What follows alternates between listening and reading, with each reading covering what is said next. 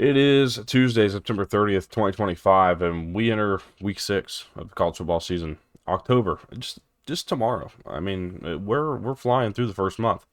Not ideal, not ideal, but hopefully it'll start slowing down. We got things kicking off. You know, the MLB playoffs are getting going right now. Go Sox, by the way.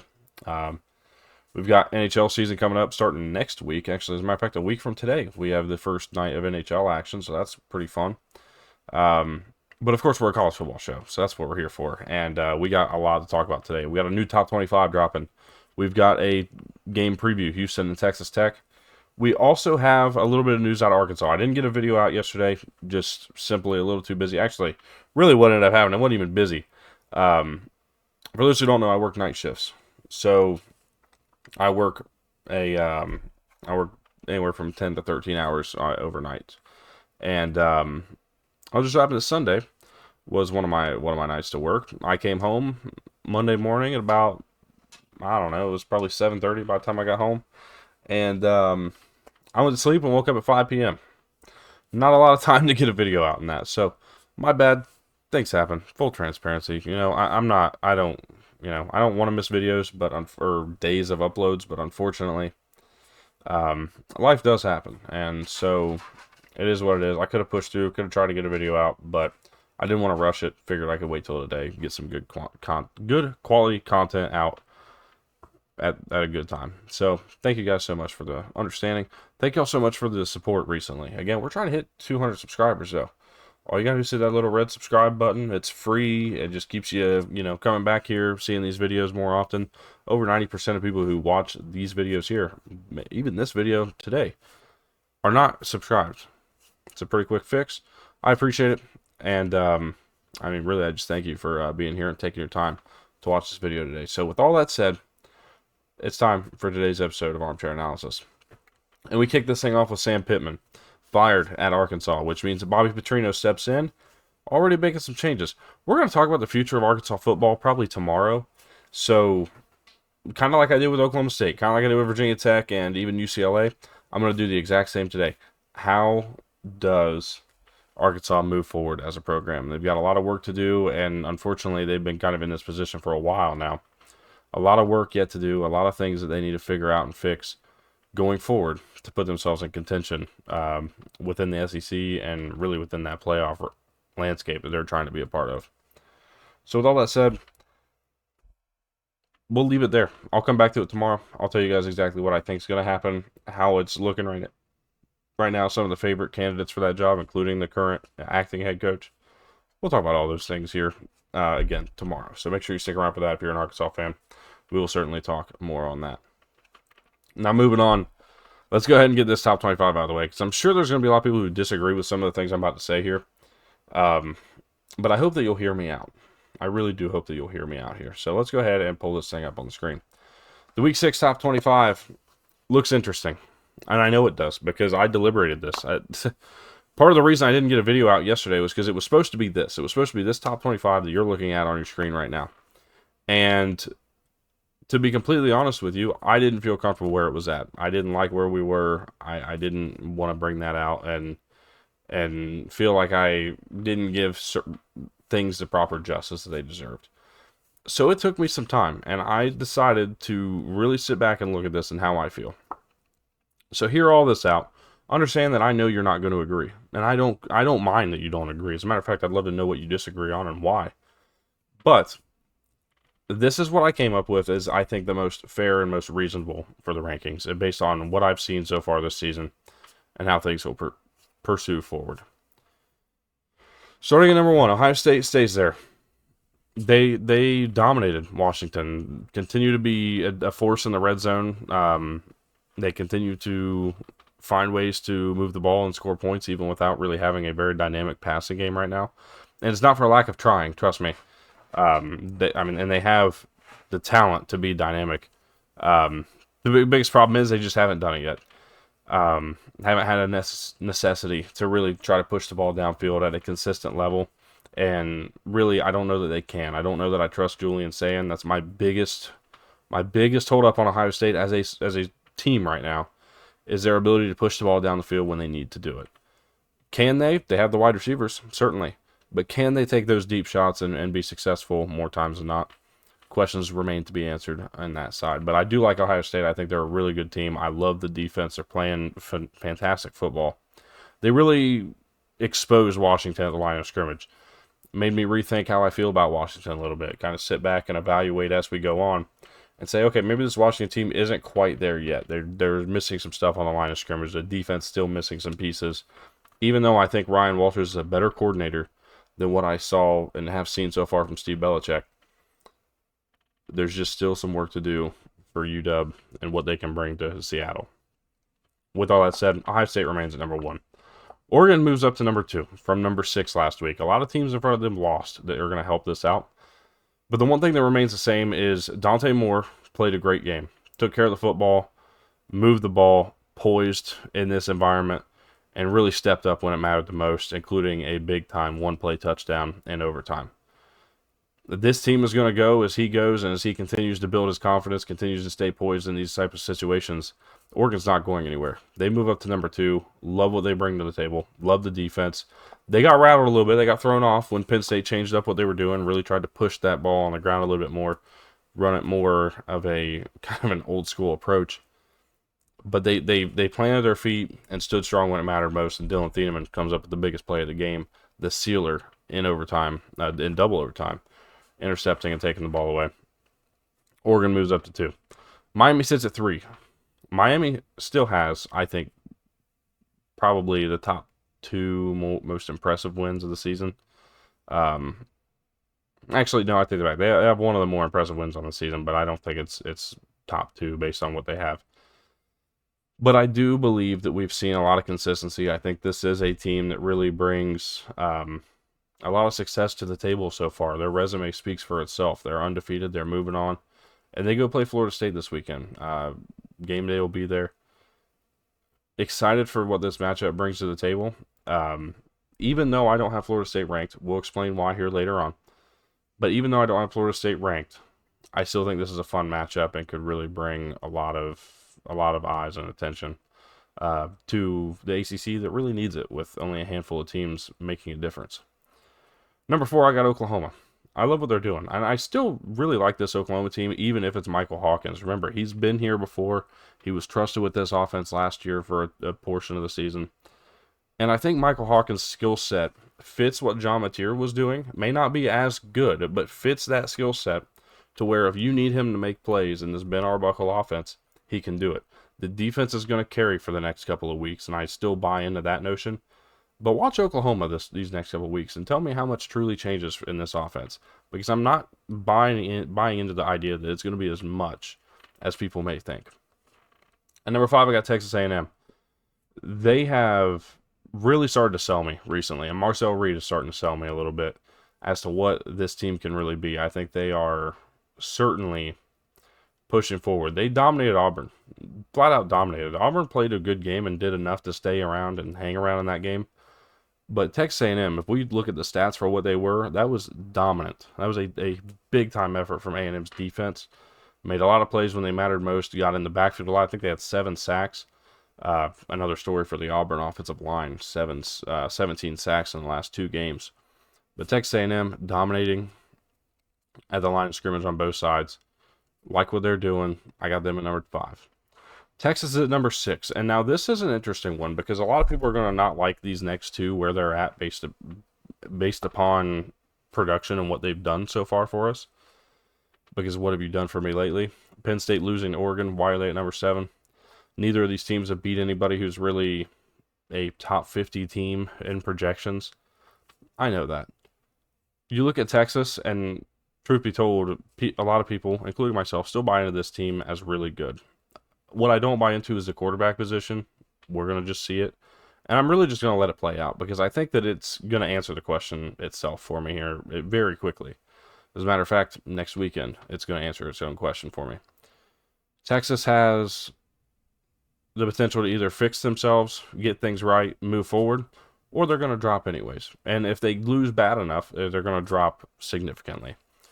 So for me, that one answers itself. As for Penn State, That one's going to be a little bit of time before it really answers itself, but I do believe that they figured out a little bit of confidence, built a little bit of confidence within themselves. And the biggest answer is Drew Aller. Can he produce? As a matter of fact, I'm trying to think at the stat I saw, but it was something about 250-yard games. He's only got a couple, if any. Um, really hasn't had the production in the Andy Kotelnicki offense that I think they expected him to have. And I think honestly, he's missing his Tyler Warren. He's missing a weapon within this offense that's not one of the running backs. Penn State, I think, is going to be okay in the long run. I still think this is a playoff team. I'm not really sold that that's not going to happen. But I think there's some work still to do. They've got a long way to go, a few more big games to play. But for right now, again, that's another one, much like Texas, it will answer itself in due time. Texas Tech, hard to be upset with what they're doing. Really, the only thing that hinders me here is strength of schedule. But Utah looked really good last weekend. So was Texas Tech that good against Utah? Did Devin Dampier struggle? Or in the other thought process, is Texas Tech just, again, is Utah not as good as we think? Is West Virginia that bad? Utah's looking better, really doesn't matter in the long run, and Texas Tech is just okay. I'm going to lean towards Texas Tech is good. Love their defensive line. I think it's one of the best in college football. They're doing a lot of good on the offensive line as well, and if they can keep Baron Morton healthy, they're going to go as far as this team will take them. They are really solid. I would love to see the damage they could do in a playoff. Indiana at number 9. They continue to win games, and I don't really care. It was a 20-13 game in Kinnick Stadium. You tell me how many teams go into Kinnick Stadium and win a lot of times, especially in the Kirk Ferentz era. 20-15, so be it. You also just beat Illinois 63-10. I didn't expect them to come out and just dominate Iowa. So they sit at number 9 for me. Michigan gets at number 10, and this one might be a little bit controversial because we haven't seen Michigan do a whole lot yet. But the win against Nebraska, I've said multiple times, was a win that never felt in doubt. It just was really a matter of letting them in the game, letting them stay in the game with a Hail Mary because of a no timeout call, going into halftime. You come out of the half, and then some penalties really, really hampered and allowed for more points to be put on the board. This could have been a 30-17 or even a 30-14 type of game. Or 30-13 type of game, and instead it ends up being 30-27. I don't think that's indicative of what that game really was. So Michigan jumps into the top 10 by way of a lot of losses in front of them. Ole Miss comes up all the way to number 11. They were number 24 last week, and I don't really go based off of what I saw last week. I kind of I bear it in mind, but I really try to just be objective to what my opinions were and what I thought. Ole Miss is a team that I'm really starting to buy into. I like what their defense has done so far. They've been pretty solid there. The biggest thing is Trinidad Chambliss. I think it brings a different element to this offense that Austin Simmons just can't bring. And it's really athleticism and overall, I think overall football IQ. I think it comes from just playing for such a long time. It doesn't really matter if you play for, Ferris State or Ole Miss or Texas or Ohio State. It doesn't matter when you've played for as long as a guy like Trinidad Chambliss has. This is an opportunity for him, taking over this role to prove, I think, that this team really does have a higher ceiling than maybe they had prior. A lot of it comes from just taking better care of the football. Only 1 interception so far in his time as a starting quarterback, compared to Austin Simmons, who threw 4 in his starts. A long way to go, a lot of decisions to be made. Ole Miss has some tougher games ahead. That'll be an interesting one to watch. And then we push on to LSU here, dropping down to 12. I like them behind Ole Miss, really because I think that this game was, I don't think it was particularly close. I think Ole Miss was the better team. But LSU played well enough. I still trust their defense. I think they're going to beat a lot of teams that are just inferior to them. Put them at 12 for right now. Again, a lot of this sorts itself out. Georgia Tech 13. Love what Georgia Tech's been so far. They got a struggle win on the road in Wake Forest against the Deacons. I had to come up with an interception on a 2-point conversion to win the game. I know that.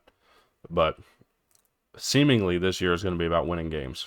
That's another thing I haven't mentioned yet, because a lot of teams, we've seen just take care of business.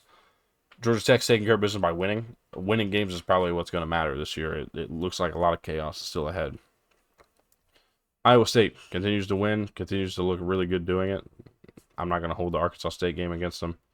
They're at 14. Notre Dame at 15. Just continuing to do what they're doing right now. I think they'll be okay. They dominated Arkansas. It was a big reason why Sam Pittman was fired. They can continue to do that and just win games the way they're supposed to win them. I don't really see any reason why they won't continue to rise and maybe put themselves in the playoff conversation. Arizona State beat TCU, jumps them all the way up to number 16, and that's 2 wins in a row that I think are really impressive and really big for them. They jump up to 16, like where they're at, like what they're doing. Sam Leavitt has proven himself as a certified baller, I think, throughout the last few weeks. Vanderbilt is number 17. Talk about certified ballers. That's Diego Pavia. They've been really good, looking really good. 17 versus 18 in my top 25 play this weekend. We'll preview that game later in the week. But love what they're doing. Ty Simpson's starting to make a believer out of me, and I think we were a little harsh. Week 1, I don't know if it was lack of preparation. I don't know what the issue was. This is a different team the last couple of weeks than what we saw in week 1. Alabama's starting to really figure it out. They set the edge really well, which is a big point of concern for me based on the way that they allowed Mekhi Danzy to do that for Florida State. I figured Zachariah Branch would have some success. That didn't happen. They really addressed the concerns, and I think a lot of that comes from overall confidence in the quarterback and then the defense being off the field for a good portion of time. Didn't get worn down, stuck it out, and they controlled the game against Georgia. They didn't just win. They were in control of 24 to 14 and a half, up big early, and really just coasted in the second. Moving on, that puts us at Georgia 19. I think this is fair. I still think this is a really good football team. I don't expect a whole lot more negativity out of them throughout the rest of the year. But dropping them in 19 because they did lose head-to-head on their home field. Really hard for me to sit back and say that's a fluke win or try to justify a reason for Georgia to be ahead of them. I don't care that Georgia was number 4. They can drop as far as I prefer them to. TCU at number 20. I'm still bought into TCU. I really am. I thought they played a good game, a good first half against Arizona State. Fell apart. The wheels fell off as the night grew further into out there in Tempe. This is not a bad team. They're still going to fight for a Big 12 title, and I think top 20 is still sufficient for them. They may jump a little bit or drop a little bit based on different preferences and things that we see, but for right now, I like them at 20. Missouri at 21. They're winning games, and they're dominating the majority of them. Continuing to make a believer out of me is Bo Prabula. We get to see Missouri start to really jump into some of their tougher games, too, over the next few weeks. Can really only go up from here in terms of where they're at and if they continue to win. But we'll see if they can continue to push forward. BYU at 22. Very similar storyline here. A team that's starting to... I don't know if I'm buying in yet. I still think there's a lot more that I need to see. And they've got a lot more ahead that is a little bit more stout than what they've faced so far. But I'm not down in BYU. I'm not going to take away from what they've accomplished so far. Number 22, I think that's a fair spot. Memphis jumps in at 23. They keep winning football games, and they are just, they're covering. Not only that, like they're doing what's expected of them. Death taxes in the Memphis cover is what the year's been for me in my betting, because that's about the only thing that's worked out in my favor week to week. So I like what Memphis has done. I think they're the G5 favorite right now. I really like where they're standing. Illinois comes in at number 24. A good win over USC. Now, I don't know that I'm thoroughly impressed, but I am at the same time. They stuck it out. They went down late in that game, and they brought it back to go on to win 34-32. They did what they needed to do. I don't think it's going to work for them every single week. But right now, I mean, they continue to win games, so it's hard for me to not. And they bounce back. That's the biggest thing I was looking for, was how do they bounce back? And they won what was a pretty emotional game. I mean, USC is not a slouch opponent. So that's where I stand with them. Tennessee at 25. Now, that's a team that dropped for me, and it's simply because I think the more I watch of Tennessee, the more the more I lose trust in this defense and their ability to do things that I think we expected them to do preseason. Some of that just falls off of injuries. Some of that falls off of offseason drama. You know, it's just a lot of things went wrong for them this offseason. And so some of the things we thought were the worst ended up being the best, and some of the things we thought were the best for them ended up not proving themselves fruitful.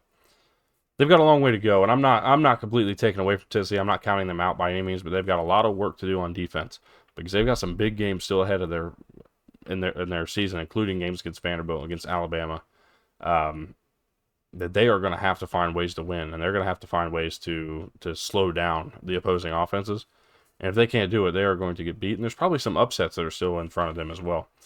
So it's not a dig at Tennessee, and it's not, oh, you only beat Mississippi State. I think Mississippi State's much improved this year. I just, the more I see of this team, the less I buy into the defense, which is complete polar opposite of what I thought preseason. So it's just kind of adjusting to what I've seen, acknowledging what we're getting from them, and addressing concerns within this top 25. So some teams that just missed out, or some teams that even dropped out. Florida State dropped out, and a lot of people are going to say, well, Alabama's still ranked, so why are you dropping Florida State out? Florida State beat Alabama, and they have a similar record, 1 loss. That answer is true. I will give you that. I understand where you're coming from, but hear me out when I say this. I don't think, if we're watching the same two teams right now, if we watch the same two teams the last couple of weeks, that we're looking at Alabama and saying, yeah, you know what, that's the same team that played Florida State in week 1. That's the same team that showed up to Tallahassee sluggish, couldn't set the edge, couldn't control anything at the line of scrimmage. And then we saw what we saw the other day, again, especially against Georgia in Athens, and sit back and say, well, I mean, that's the same team that went to Tallahassee. I don't think it is. I think there's some serious improvement that's gone on, maybe some serious pulling heads out of asses, perhaps. To me, this Alabama team looks much improved. It starts with the confidence at quarterback. It starts with this team being able to keep their defense off the field a little bit. It's just a noted improvement from this Alabama team that has bought me a little further into them, and maybe think, okay, let's pump the brakes on what we saw in Tallahassee, which I was already saying based off of what the AP voters and what everybody's already said. I buy into, the more I look into it, I buy into Florida State being below Alabama. I'm okay with that with the AP poll. I wasn't at first, and then I sat back, looked at it, and said, okay, what are we really looking at here? How are these two teams playing right now? I understand the point. I totally get it. And if we were looking at power ratings, if you put these two teams on a neutral site, Alabama would probably be favored by a touchdown once again. I think that's a fair thing to say. And I think Alabama would win by a touchdown, or maybe even more after what we've seen. So things change as the year goes on, and some teams improve, some teams don't. I think Alabama's improved to a point where I'm comfortable keeping them above Florida State. And Florida State dropping out, it's really because you can't lose to Virginia. I don't care if you're playing in Charlottesville. I don't care how good people think Virginia is right now. I'm still not sold that Virginia's going to be a good or great team. And their schedule's certainly not going to prove a whole lot to me until later down the line. So there's room for improvement. There's room for them to jump back in. But right now, I like Alabama ahead of them. And I'm okay with that.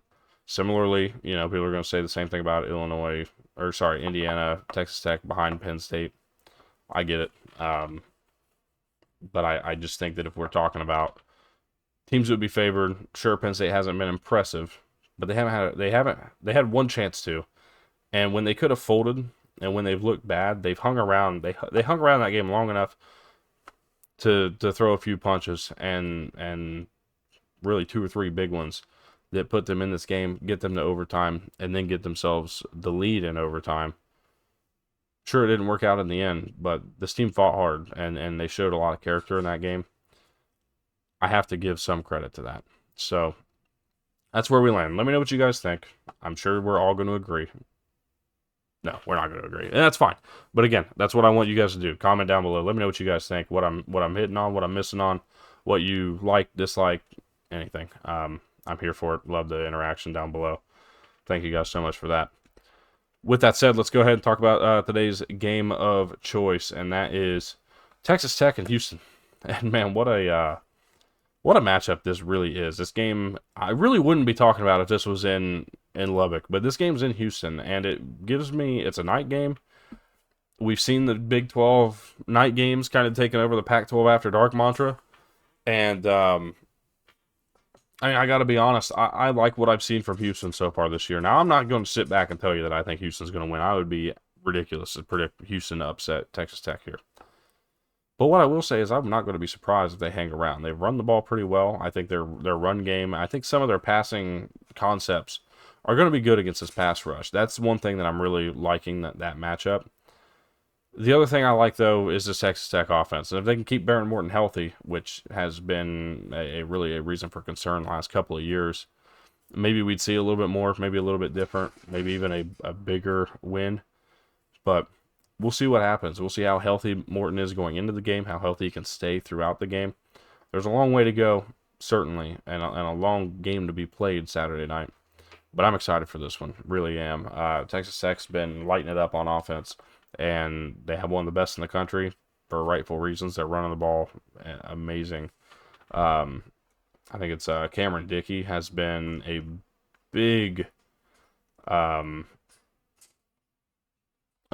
addition to this offense, in a sense, to where we went into the season. Of course, Quentin Joyner transferred in from USC. He got hurt in fall camp. And we're like, okay, where's the production going to come from? And we're seeing it from him. We're seeing Adam Hill step in and make some big plays. He's got 8.6 yards per carry on 24 carries. He's really kind of bumped up in his really taken a bump in his production and touches the last few weeks. And then you look at the other side of this thing on this offense, which is what makes them so good, is the fact that they've got 4 wide receivers who can come out and just be absolute monsters at any point. And it's led by Coy Eakin, of course. You got Terrence Carter, but I really loved Caleb Douglas so far this year. He's got 11 catches for 226, averaging 20 yards a catch, a touchdown. He's making some ridiculous plays. I just like what this offense brings to the table, and I think they're going to be really tough to stop any week. No matter how good this Houston pass defense has been, I think that this is where they're going to start to get beat a little bit, find some holes. But I still like this game. Still like it to stay relatively close towards the end, but Texas Tech ultimately pulls away. When you look at this game, and some of the things that I've wrote down, of course, again, for Texas Tech, win the line of scrimmage on defense, which they've done all year. There's no reason to believe they can't do that here, but they're going to want to. Houston's ran the ball pretty well. Dean Connors has been a pleasant surprise. Not that I'm surprised by it, but I think a lot of people didn't expect him to come in and make the impact that he's made on this offense. He's been fun to watch. Obviously, Connor Wegman, everybody expected him to be a big deal. Tanner Koziol's been good at tight end. But winning the line of scrimmage is going to slow down a lot of things that Houston does, and it could really turn this into a potential blowout, honestly. Make Connor Wegman uncomfortable no matter what you do. He's an experienced quarterback, but he still, I think, can be rattled at some point. And we'll see what happens. They just led a great comeback last week. We'll see if it was a matter of overlooking Oregon State for this game, or if it was a matter of them really struggling. The last one's just keep Behren Morton healthy. That's the key to your offense is him. I don't know. I think Will Hammond played well and his bit of relief the last couple of weeks when he stepped in, but really think that Behren Morton's the key and the thing that really keeps this thing running. So that's going to be a big deal for Texas Tech. As for Houston, trust this coverage, man. We continue to win in coverage. You have to win in coverage if you're going to win this game. But trust what you've done so far this year. They've been great in coverage, doing a lot of really, really good stuff. I'm excited to watch what they can do again against this, what I would consider to be, when the season ends, maybe an elite wide receiver room. They look really good. Again, to counter, make Connor Wegman uncomfortable. Get him going. Get him in a rhythm. Let this thing start flowing early and maybe push the ball down the field, score on that first drive. maybe open up the opportunities early in that game. And then lastly, create pressure. They've only had 9 sacks so far in the year in their first 4 games, which isn't terrible. What is that? 2.5 a game? 2.25 a game? Um, just do what you need to do. Do what you can. And I think they'll be in a good spot. So that's where we are with Houston. As for the line, Texas Tech's a 10.5 point favorite. The over/under sits at 50.5. I don't know. I feel comfortable with where I'm at on this. I'm picking Texas Tech to win. I think they're gonna take this game. I'm gonna go 35-24. I trust Houston to move the ball offensively, and I think that the part of it's going to be the fact that their offense is going to be on the field a lot. They're going to put points on the board. I think they're going to find some moments where they do slow down this Texas Tech offense just a little bit, but ultimately Texas Tech wins, does it pretty comfortably.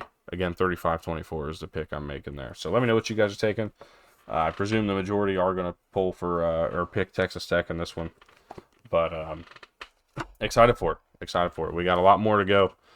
Tomorrow, as a matter of fact, we're going to preview Miami and Florida State, and then Thursday we're going to preview Alabama and Vanderbilt. So a lot more to come down the line here over the next few days. So make sure you stick around. Again, leave a like, subscribe if you're new to the channel. We're on the road to 200. We have new content essentially every day. Some days miss. Life happens. But we have content essentially every day. Live shows on Saturdays and Sundays, previewing the day on Saturday, recapping everything on Sunday. It's a lot of fun. We have a good time around here. So hopefully you all stick around and join us. So with that said, again, we'll have another video tomorrow. We'll talk about what Arkansas does to move forward. Talk about Miami and Florida State. And, yeah, hope you all have a good rest of your day. And we will see you all tomorrow.